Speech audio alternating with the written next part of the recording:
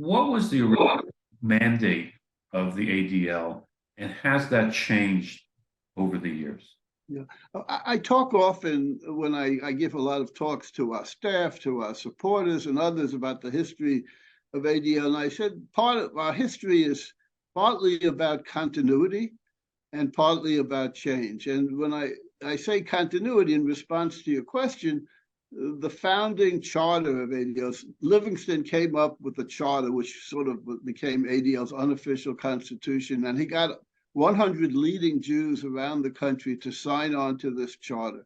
And the charter said basically two things, one of which I would say was somewhat traditional, the other was, for the time, fairly radical.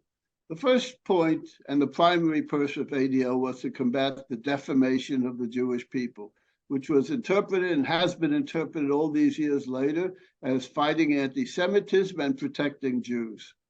The second part of our charter and our mission said, and we're going to work for equal rights for all.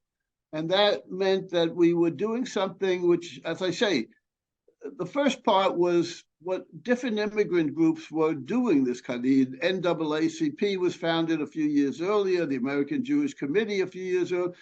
Minority groups were beginning to assert themselves and stand up for their rights. So in that sense, it was in line with other organizations.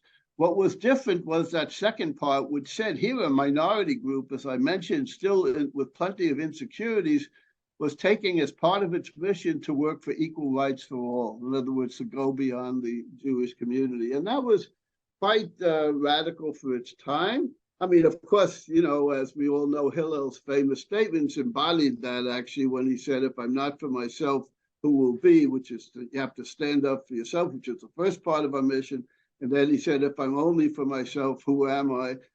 You know, that was, so there was Jewish tradition for that, but it still was a fairly radical kind of thing.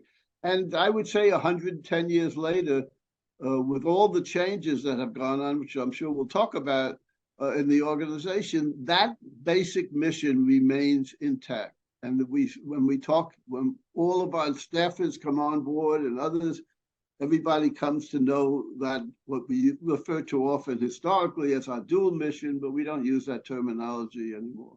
So that was it. It was in 1913 and it still is today.